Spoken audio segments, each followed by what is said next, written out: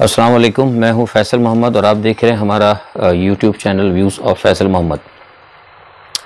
आज के तज्जे में हम आपसे कुछ बात करेंगे FATF के हवाले से और पाकिस्तान की ख़बरों पे कुछ अहम तज्जिया भी इसमें शामिल होगा। लेकिन सबसे पहले राव अनवार का एक बयान जो आज उन्होंने दिया, जो मैं समझता हूँ कि बहुत अहमियत का हामिल है। उसमें उन्होंने कहा है कि मैंने जो बेनज़ीर की जो GIT थी, उस GIT में साइन मैंने इसलिए नहीं किए थे कि परवेज़ मुशर्रफ के ऊपर इल्ज़ाम आ रहा था और वो इल्ज़ाम जो है मुझ पर दबाव था रहमान मलिक साहब का, और मेरी परवेज़ मुशर्रफ से बात नहीं हो पाई थी, लिहाजा मैंने उस बयान पर उस GIT के पर मैंने अपने सिग्नेचर नहीं किए थे। और आज क्योंकि परवेज़ मुशर्रफ की तबीयत बहुत ज़्यादा ख़राब है, तो लिहाजा मैं ये बात अब छुपाना नहीं चाहता, मैं हर फॉर्म पर आकर इस पर बात करने के लिए तैयार हूँ। एग्जैक्टली ये वही बात है जो कई साल कबल जब बेनज़ीर साहिबा की जब शहादत हुई थी, एसेसिनेशन हुआ था, तो उसके उसी दिन शाम को मैंने गल्फ़ न्यूज़ है और जो दुबई के जो TV हैं उन पर प्लस ईरानी चैनल के ऊपर ये बयान दिया था और मैंने कहा था कि बेनज़ीर साहिबा का जो एक मर्डर है वो मर्डर एक इंजीनियर एक्ट है, और ये भी मैंने बाद में कहा था कि इसमें परवेज़ मुशर्रफ का कोई हाथ नहीं है। और इसके अलावा एक बात मैंने ये कही थी कि परवेज़ मुशर्रफ को इसमें इन्वॉल्व किया जा रहा है, परवेज़ मुशर्रफ का इसमें कोई भी हाथ नहीं है। लेकिन उस वक्त मेरी बात कोई मानने के लिए तैयार नहीं था। मैंने ये भी कहा था और सबूत भी दिए थे और अभी भी हैं कि परवेज़ मुशर्रफ का और बेनज़ीर साहिबा का कंप्रोमाइज़ हो चुका था, और उस कंप्रोमाइज़ होने की वजह से उनको रास्ते से हटाया गया था, क्योंकि उन्होंने एक बड़ी ताकत से ये वादा किया था कि वो मुशर्रफ के साथ कंप्रोमाइज़ नहीं करेंगी। उस पर मेरे सारी दुनिया में उस वक्त बयानात भी छपे थे, ये आप देख सकते हैं, और कुछ फॉरेन न्यूज़पेपर्स भी हैं। मैं इंशाल्लाह कोशिश करूंगा उनको पाकिस्तान से रिकॉर्ड से मंगवा कर।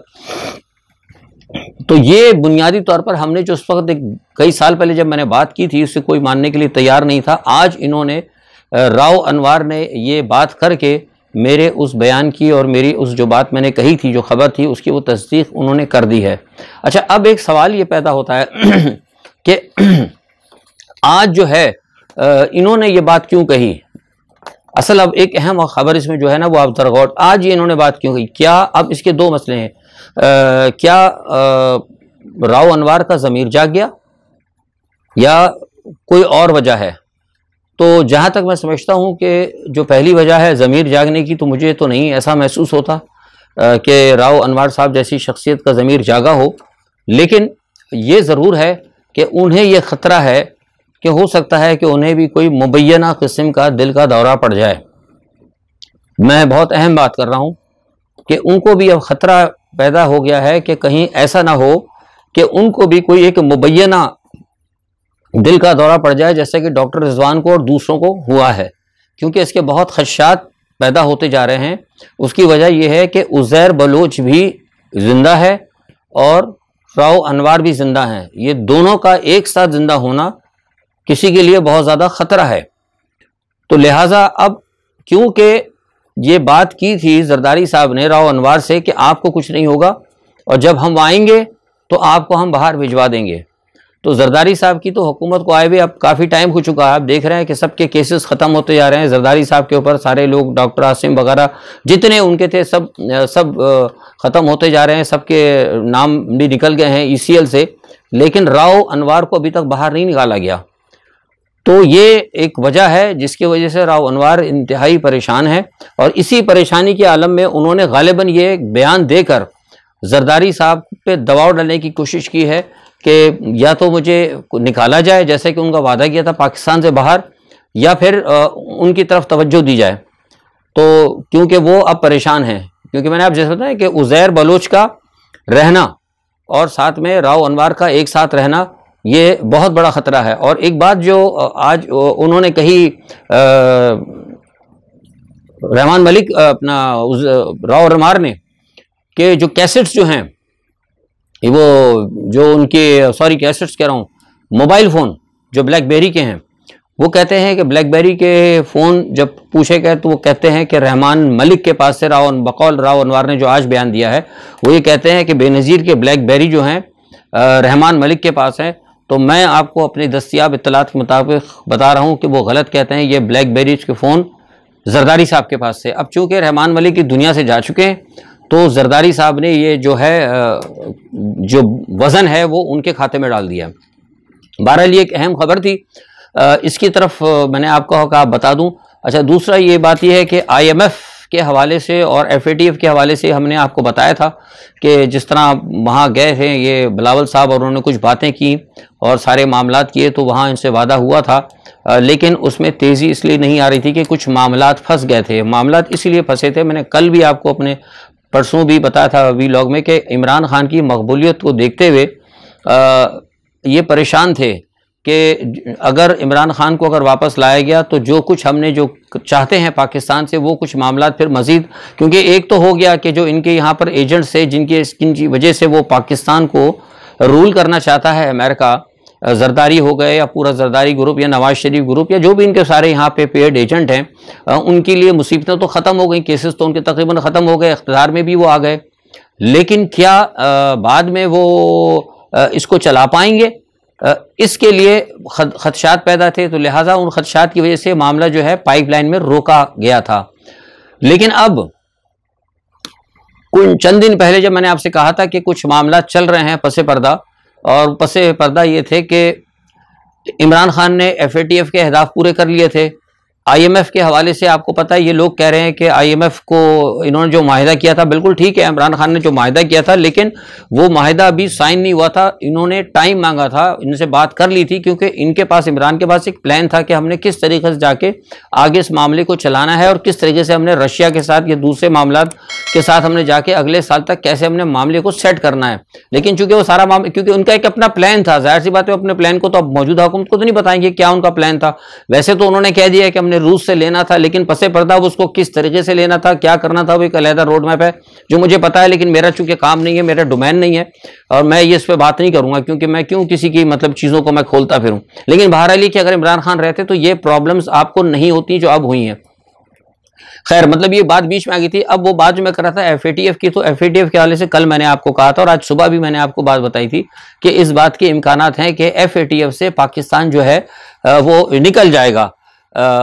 अब लेकिन चूंकि जैसे मैंने आपसे कहा कि मामलात, आज सुबह मैंने कहा था कि आज कल रात को ये फैसले हो गए थे कि हम कर लेते हैं और सारे मामला तैयार हो गए, तो हमें कल ये खबर मिल चुकी थी कि FATF से ये निकाल लिया जाएगा। लेकिन आज सुबह से जब इसका इजलास शुरू हो रहा है, क्योंकि मैं खुद इस वक्त यूरोप में हूँ, तो मुझे एक मिनट की खबर मिल रही है, राब्ते में हैं, तो हमें ये बताया गया था कि सुबह से जो है भारत की लॉबी ने और प्लस उनके दो साथी जो ममालिक जो हैं वो बड़ी कोशिश कर रहे हैं कि इसको रोक दिया जाए और कम से कम आज के दिन ना रोका जाए।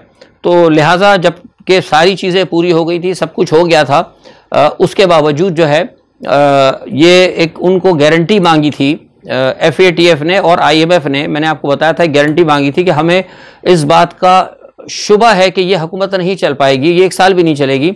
तो इस पर फिर पाकिस्तान की इस्टेब्लिशमेंट ने गारंटी दी थी, ये मैं आपको बता चुका हूँ सारी तफसील, कि पाकिस्तान की इस्टेब्लिशमेंट की गारंटी थी कि नहीं आप इसको करें, जो भी अव्वल तो ये हुकूमत रहेगी, जो मौजूदा सेटअप है ये अब टाइम पूरा करेगी, लेकिन अगर इलेक्शन हो भी जाते हैं तो हम फिर गारंटी लेते हैं कि आपके साथ जो मामलात होंगे, जो आपकी शराइत है, उनको हम पूरा करेंगे। ये पाकिस्तानी इस्टेब्लिशमेंट की गारंटी। अगर आप इसको जरा दूसरे अल्फाज में अगर खोल कर बयान करें ना, मैं क्योंकि ज़रा मोहतात होता हूँ अपने डोमेन की वजह से, अगर आप ज़रा दूसरे अल्फाज में अगर खुल कर बयान करें तो आप यूँ कह सकते हैं कि पाकिस्तान की इस्टेब्लिशमेंट ने ये गारंटी ली थी कि हम इमरान को नहीं आने देंगे 1 साल तक, आप कम अज़ कम इस हुकूमत को थोड़ा सा रिलीफ फराहम करें। ये बात मैंने पहले भी कही थी, लेकिन कुछ लोगों की समझ में नहीं आई थी।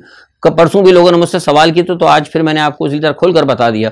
तो उसी पस मंजर के अंदर FATF के साथ सारे मामला चल रहे थे, लेकिन जैसा कि मैंने कहा कि आज सुबह से मामला चल रहे थे, भारत ने बड़ी जबरदस्त लॉबिंग की, और भारत की बड़ी लॉबिंग है, मैंने आपको पहले बताया कि भारत की हर जगह लॉबिंग है। तो लिहाजा वो बदकिस्मती से फैसला ही हुआ है कि इसका जो अब ऐलान जो है वो अक्टूबर के अंदर होगा। यानी पाकिस्तान पूरी शरायत इनको पूरी कर चुका है। इमरान हुकूमत ने सारे मामले हालांकि एक्स्ट्रा ऑर्डनरी किए हैं, मैं बता दूं आपको, इसकी जरूरत नहीं थी, एक्स्ट्रा ऑर्डनरी किए गए हैं। उसके बावजूद पाकिस्तान के साथ ज्यादती कर रहे हैं ये लोग, और अब सिर्फ इनको खौफ इमरान का है। हालांकि ये बात आपको मैंने बताई है, ये मैं आपको मेरे पास बड़े रिलायबल क्योंकि मेरा ताल्लुक ही इसके अंदर है इंटरनेशनल अफेयर्स में, तो मैंने बड़ी आपको रिलायबल अपने जो मेरे पर्सनल सोर्सेज हैं उसकी बुनियाद पर ये आपको बात कही थी कि इन्होंने यकीन दहानी कराई थी कि इमरान को हम नहीं आने देंगे, जो आपको खौफ है या ख़तरात हैं हम वो उसकी गारंटी लेते हैं। लेकिन ज़मीनी जो हकायक हैं, आपको याद है 4 दिन पहले मैंने कहा था आपको मेरे वीलॉग के अंदर, अगर आप पूरा सुनते हो प्लीज़ स्किप ना किया करें, मेरा पूरा 18-19 का जो होता है वीलॉग उसमें एक एक चीज़ बड़ी अहम होती है। मैंने 3 दिन पहले आपको ये बात कही थी कि ज़मीनी हकायक जो है ना, जो पाकिस्तान के अंदर जो एम्बेसीज मौजूद हैं, जो सिफारत खाने मौजूद हैं, वो जो रिपोर्ट्स भेज रहे हैं वहाँ पर अमेरिका के अंदर, वो बिल्कुल उलट जा रही हैं। वो उन रिपोर्टों से जो कि रिपोर्ट इस्टेब्लिशमेंट दे रही है, वो रिपोर्ट जो कि पाकिस्तान की गवर्नमेंट दे रही है, उसके बिल्कुल बरक्स है। सिफारत खाने ये रिपोर्ट दे रहे हैं कि पूरी कौम इमरान के साथ खड़ी है, चाहे कुछ भी कहे, इस्टेब्लिशमेंट कहे या मौजूदा हुकूमत कहे, हमें महसूस नहीं होता कि इमरान खान का रास्ता रोका जाएगा। ये मैंने आपको एक वो रिपोर्ट दी है जो आपको कोई भी चैनल नहीं देगा। ये वो रिपोर्ट्स है जो कि पाकिस्तान से बाहर सिफारत खाने, पाकिस्तान में मौजूद इस्लामाबाद में सिफारत खाने अपने कैपिटल्स को दे रहे हैं। इस पस मंजर के अंदर ये फिर मामला जो है थोड़ा सा रुका है, और ये यकीन दहानी जब करवा दी थी इस्टेब्लिशमेंट ने कि इमरान फौरी तौर पर फिलहाल नहीं आएगा, तो इनको फिर कह दिया था कि IMF से आपको रिलीफ भी मिल जाएगा, और उन्होंने सब कुछ बढ़ा दिए। बहरहाल कहने का मकसद जो है, इस तमाम सूरत हाल के अंदर जो मैंने आपको बात बताई है, जो इस तमाम सूरत हाल के अंदर जो सबसे ज़्यादा जो मुतासिर हो रहा है वो पाकिस्तान मुतासिर हो रहा है, पाकिस्तान की कौम मुतासिर हो रही है। पाकिस्तान की कौम को इससे कोई परवाह नहीं है कि FATF का फैसला अक्टूबर में होगा। पाकिस्तान की कौम को कोई इससे मकसद नहीं है कि आज ही अगर पाकिस्तान ग्रे लिस्ट से वाइट लिस्ट में आ जाता, वो ठीक है, पाकिस्तान के लिए बहुत अच्छा था, बैंकिंग का सिस्टम था, इन्वेस्टमेंट आती, लेकिन सरेदस फौरी तौर पर जो कौम के साथ जो इस वक्त प्रॉब्लम है ना, वो ये है कि महंगाई बेइंतहा ज़्यादा है। महंगाई कुछ कम करनी थी, इन्होंने ग्रेजुअली, जैसे मैंने आपको पहले कहा था कि पेट्रोल की कीमतें बढ़ी हैं सब जगह, थोड़ा बहुत बढ़ा सकते थे, लेकिन इन्होंने अचानक IMF के साथ जाके, जिस तरह ये मिफ्ता इस्माइल साहब जो बात करके आते हैं, मैं आपको पहले बता चुका हूं। और आप ये देखें कि जितने भी ये मामलात करते रहे हैं, ये सारे मामलात मुल्क और कौम के खिलाफ करती रही है हुकूमत। IMF को मेरी समझ में नहीं आता, कोई IMF से पूछे कि IMF जो पाकिस्तान पर पाबंदियां लगाता है, ये इंपोर्ट को बंद कर दो, कागज़ बंद कर दो, ये चीज़ बंद कर दो, भाई IMF ये क्यों नहीं कहता? IMF को मालूम है कि उनका सारा फंड जो है वो पाकिस्तान के सियासतदानों ने लूटा है। इन सियासतदानों की जायदादों को वो क्यों नहीं जब्त करने के हुक्म करते? ये सियासतदानों की अय्याशियों पर, ब्यूरोक्रेट्स की जो तनख्वाहें हैं और हुकूमत और पार्लियामेंट की जो हैं, इसके ऊपर क्यों नहीं लगाता? वो चीज़ें लगवाने के लिए IMF कह रही है जो कि गरीब के लिए, जो कि एक जनरल नेसेसिटी की चीजें होती हैं आम आवाम की, उनके ऊपर वो पाबंदी लगा रहे हैं। तो इन चीजों से आपको मेरा बताने का मकसद ये कि आप ये समझ लें कि IMF हो गया या FATF हो गया या वर्ल्ड ट्रेड ऑर्गेनाइजेशन हो गया, ये आपके दोस्त, मुसलमानों की आपके दोस्त नहीं हैं। इन्होंने फैसले वही करने हैं जो उनके अपने मफाद में हैं, और वो फैसले करने हैं जिससे मुसलमान ज़ेर अताब रहें। तो ज़रूरत यहां पर उस हुक्मरान की है जो कि मुसलमानों को अताब से निकाले। तो क्या आप समझते हैं जरदारी साहब या नवाज शरीफ या ये मरियम नवाज या दूसरी तीसरी XYZ, क्या ये गरीबों को अताब से निकालने वाले लीडरान हैं? नहीं, एक ही लीडर है आपके पास, जो मैं हमेशा कहता हूं वो इमरान खान है, वरना अदरवाइज उसके सामने जो, उसके बाद मैं आपसे कहता हूं कि ब्लैक होल ही है आपके सामने। तो ये एक सूरत मैं आपको बताना चाह रहा था। बहरहाल इससे सारी जो मैंने आपको तजिया दी ना, सारी सूरत अब आपको समझ में आ जाएगी। अच्छा, अभी तक जैसे मैंने कहा कि अब इनकी कोशिश है कि ले आए, लेकिन अब जैसे मैंने बताया कि FATF का भी मसला अक्टूबर तक चला गया, IMF का भी अभी रुका हुआ ही है क्योंकि उनको यकीन नहीं आ रहा इनकी सारी बातों पर। अब दूसरा फिर अब इनकी कोशिश ये भी हो रही है, जैसे मैंने आपको बताया था कि इमरान खान को जो है कोई नाहल कर दिया जाए पाकिस्तान इलेक्शन कमीशन के जरिए, वो फॉरेन फंडिंग का। लेकिन फॉरेन फंडिंग के अंदर भी एक प्रॉब्लम आ रही है। वो प्रॉब्लम क्या आ रही है? प्रॉब्लम ये आ रही है कि फॉरेन फंडिंग के अंदर अगर इनको वो करते हैं नाहल, तो वो असल में बुनियादी तौर पर फॉरेन फंडिंग नहीं होती, वो असल में आ रही है। अब उसकी जो सही पता लगी है, जो मालूम की इलेक्शन कमीशन से कि वो इसलिए देर क्यों करें, वो इसलिए देर करें कि वो फॉरेन फंडिंग नहीं है बल्कि वो ममनुआ फंडिंग है। अच्छा, ममनुआ फंडिंग के अंदर यह है कि इमरान खान पर पाबंदी नहीं लग सकती, जुर्माना होगा।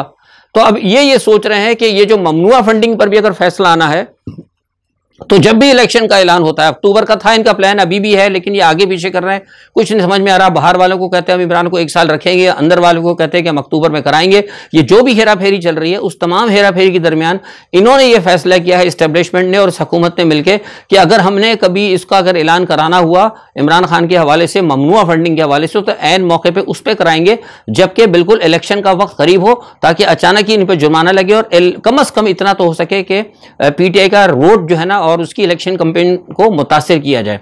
तो ये इनके हरबे हैं और ये आप हरबा कर देख सकते हैं। जो कुछ कराची के हल्का 240 में वो आपके सामने है। कल हल्का नंबर 240 में जिस किस्म की हरकतें हुई और जिस तरह गोलियां चली और जिस तरह वोटों की तादाद और ठप्पे लगाए गए, तो ये जो इससे जाहिर ही हो गया कि वो जो ईवीएम का जो एक प्लान था इमरान खान का, वो तो बिल्कुल सही था। अब आप देख लें, वहाँ रेंजर्स भी मौजूद थी, सब कुछ थी। एक हल्के के अंदर इतना हंगामा होने के बावजूद, जबकि आपने इमरान खान की जो इलेक्शन की साबिका हुकूमत की एक वो थी, उसको आपने गलत साबित किया। ये तमाम के तमाम सियासतदान कह रहे थे कि हम इनको मैनेज कर लेंगे, वो एक हल्के को मैनेज नहीं कर सके और वहाँ पर खुलेआम धांधली हुई है। तो उसका मतलब ये है कि फिर ये मामला जो है डाउटफुल है और इसमें पूरी हुकूमत, ये 14-15 जमातें, ये बेईमान, इनकी बेईमानी वाज़ेह हो जाती है। और इनकी बेईमानी इसलिए भी वाज़ेह हो जाती है कि जिनके सर पर ये चल रहे हैं अमेरिका, वो तो खुद सबसे बड़ा बेईमान है और एक झूठा और दगाबाज मुल्क है, जिसकी कि दगाबाजी से या जिसके मुआहिदे तोड़ने पे किसी को कोई शक व शुबा नहीं होना चाहिए। अब आप मुझे बताइए, अमेरिकन कौंसल जनरल है विलियम मैकॉनवेल, वो जाकर जनाब वो वजीर आला हमजा शहबाज से मिले हैं। भाई किस कैपेसिटी में मिले हैं? हमजा शहबाज तो चलो ठीक है, मिल लेते हैं, गुडविल मीटिंग्स होती हैं, हमें भी पता। हम भी जब पाकिस्तान में थे तो हम पाकिस्तान में जाते थे, जो नेशनल डेज होते थे, वैसे भी उसके अलावा भी हम मिलते थे लोगों से। लेकिन एक ऐसा शख्स जो कि अब डाउटफुल है, जिसकी कि अभी वजारत उज़्मा गैर कानूनी है, वहाँ अमेरिकन कॉन्सुलेट जाता है और जाके उसको मुबारकबाद देता है। इसका मतलब क्या हुआ? इसका मतलब यह है कि तमाम पाकिस्तान के मामलात के अंदर अमेरिका इन्वॉल्व है। यानी जो इमरान खान ने जो कहा ना कि हमारी हुकूमत जो है कि मुदाखलत के जरिए गिराई गई और एक हमारा तख्ता जो अमेरिका की ख्वाहिश पे पलटा गया है, वो एक एक चीज़ अब यानी इमरान की एक एक बात जो है वाज़ेह होती जा रही है।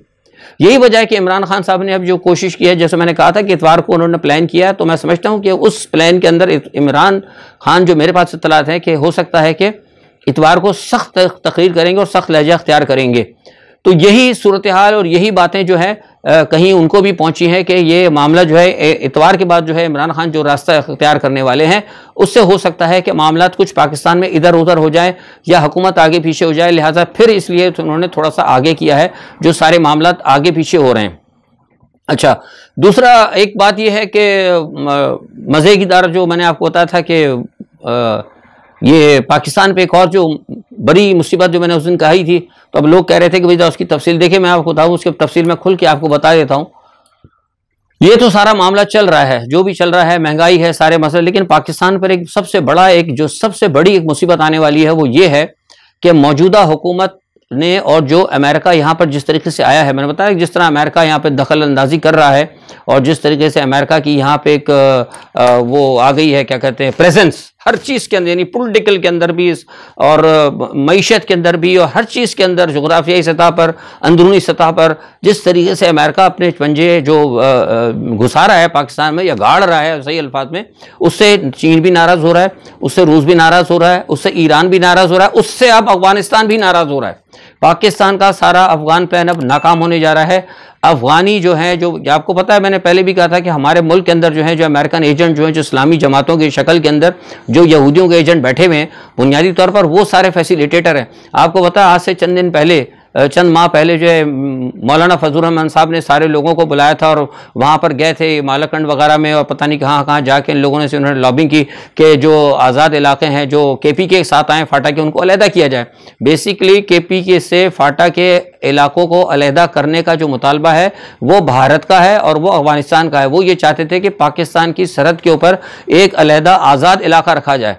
अब वो जो मौलाना फजल रहमान साहब ने जिसके लिए कोशिशें की थी, जिसके लिए उन्हें अफगानियों से रब्ते किए, अचकजई वगैरह ये सारे मिले हुए थे, अब वो मामला जो है अब वो तय हो गया है। अब अफगानिस्तान ने ये कहा है कि उस इलाके को, फाटा के इलाके को KPK से अलहदा करके उसे बिल्कुल आज़ाद एक रियासत की हैसियत हमें दी जाए। हम वहाँ पे मुकम्मल शरीयत नाफिज करेंगे और न सिर्फ शरीयत नाफिज करेंगे बल्कि उनका कहना यह है कि वहाँ पे स्टेट ऑफ तहरीक तालिबान यानी स्टेट ऑफ TTP वहाँ बनाई जाएगी। ये बहुत बड़ी ख़तरनाक एक प्लानिंग हो रही है और उसके ऊपर ये पूरा काम कर रहे हैं और इसको पूरी सपोर्ट भारत की है। पूरी सब यानी पाकिस्तान के जोग्राफियाई के अंदर अंदर वो इलाका जो कि खैबर पख्तूनख्वा में शामिल कर दिया गया था, उसको अलहदा करके शुमाली इलाका जात के साथ कुछ इलाकों पे एक आज़ाद रियासत पाकिस्तान के ज़ेर इंतज़ाम कबाइल के ऊपर एक आज़ाद रियासत बनाई जाने का प्लान चल रहा है। और ये प्लान कौन कर रहा है? ये प्लान सिर्फ इसीलिए हो रहा है, अब इस पर रूस भी खामोश रहेगा, इस पर चीन भी शायद हो सकता है कोई मुदाखलत ना करे, क्योंकि पाकिस्तान को अलहदा कर दिया गया है। आपको पता है, अब मैंने पहले भी बात कही थी कि पाकिस्तान कोशिश करे, आगे बढ़े, अफगानिस्तान को तस्लीम करे जब आपने इतना काम किया, लेकिन उन्होंने अमेरिका के कहने पर पाकिस्तान की इस्टेब्लिशमेंट ने उसको तस्लीम नहीं किया। लेकिन अब रूस तस्लीम करने जा रहा है। रूस की बात अफगानिस्तान मानेगा, चीन की बात अफगानिस्तान मानेगा, ईरान की बात अफगानिस्तान मानेगा, भारत की बात अफगानिस्तान मानेगा। अगर नहीं किसी की बात मानेगा तो वो पाकिस्तान की नहीं मानेगा और पाकिस्तान की जड़ों के ऊपर, पाकिस्तान की पीठ के ऊपर एक आज़ाद रियासत बनाएगा। और उस पर बड़ी तेज़ी से काम हो रहा है। पाकिस्तान, अब ये इनको पता लगा है, ये सुनने में आया है कि 14-15 ये उलमाओं का वफ्द भेज रहे हैं वहाँ पे टीटी के पास, टीटीपी के रहनुमाओं से बात करने। उसना वो हक्कानी मौलाना हक्कानी साहब जो हैं वहाँ पे, उनसे बात करेंगे जाके, जो वहाँ के वज़ीर दाखिला हैं, और वहाँ के लोगों से माहिदीन से मिलेंगे। यहाँ से सुना काफ़ी लोग जा रहे हैं। ये कोई पाकिस्तान में कोई खबर नहीं है, लेकिन मैं आपको बता रहा हूँ, सफारती ज़राए से काबुल से हमें बताया गया है कि वहाँ पे लोग पहुँचेंगे और वहाँ जाके बात करेंगे। अब मुझे बताइए कि पाकिस्तान के साथ हो, यानी इस्टेब्लिशमेंट कर क्या रही है? यानी इस्टेब्लिशमेंट ने अमेरिका को यहाँ पर बिठाकर, इमरान की हुकूमत को भगाकर, ये लोग तो कहते हैं ना कि कड़वा घूंट पीते हैं लोग ज़िंदगी के लिए, हमारी इस्टेब्लिशमेंट ने कड़वा घूंट पिया है मौत खरीदने के लिए। यानी एक तरफ तो हमारे मुल्क के हालात ख़राब हो गए, हमें कुछ नहीं मिला, FATF मामला भी अक्टूबर में तक चला गया, IMF की हमें तक कुछ नहीं मिल पाई, हमारी कोई मामलात नहीं चल रहे, हमारे अंदर हालात ख़राब होते जा रहे हैं, इकनॉमी हमारी तबाह होती जा रही है, LCs हमारी खुल नहीं रही, सूदी कारोबार जो हमारा जो था वो क्या कहते हैं, इन्फ्लेशन, वो बढ़ता चला जा रहा है। और उसके अलावा ये कि जो हमारे थोड़ी बहुत जो सलामती थी हमारी टेरिटोरियल, वो भी हमारी सलामती ख़तरे में पड़ती जा रही है। तो ये जनाब हमने कमाया है इमरान खान की हुकूमत को हटाकर।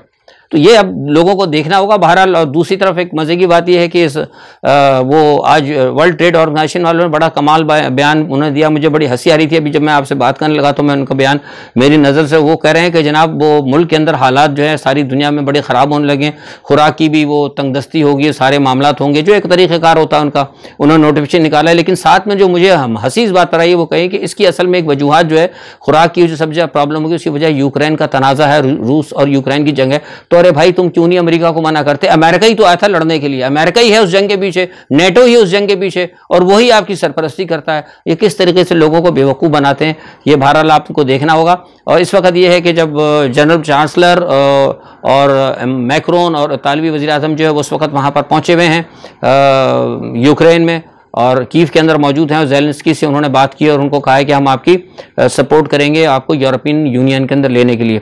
बहरहाल देखें अब क्या होता है। और सबसे अहम चीज़ है कि रूस और चीन की क़यादत जो है सारे मामलों में, मैंने कहा था कि वो आगे बढ़ रहे हैं, पाकिस्तान को तनहा करते जा रहे हैं। रूस और चीन के दरमियान टेलीफोनिक राब्ता हुआ है और वो अब खित्ते के अंदर ईरान के साथ मिलकर अहम पोजीशन लेने जा रहे हैं। वाज़ेह रहे कि मैंने आपको पहले बताया था कि बाइडन साहब अभी दौरा करने वाले हैं सऊदी अरब का। सऊदी अरब के दौरे से पहले, बाइडन के मशरिक़ वस्ता के दौरे से पहले, जिसमें पाकिस्तान भी डिस्कस होगा, रूस की और चीन की आपस में ये गुफ्तगू जो है बहुत अहम है। आज के लिए इतना ही। कल इंशाअल्लाह अहम खबरों पर, पाकिस्तान की और बैनुल अक़वामी खबरों पर अपना तवज्जो लेकर हाजिर होंगे। अपना बहुत ख्याल रखिएगा। अल्लाह हाफ़िज़।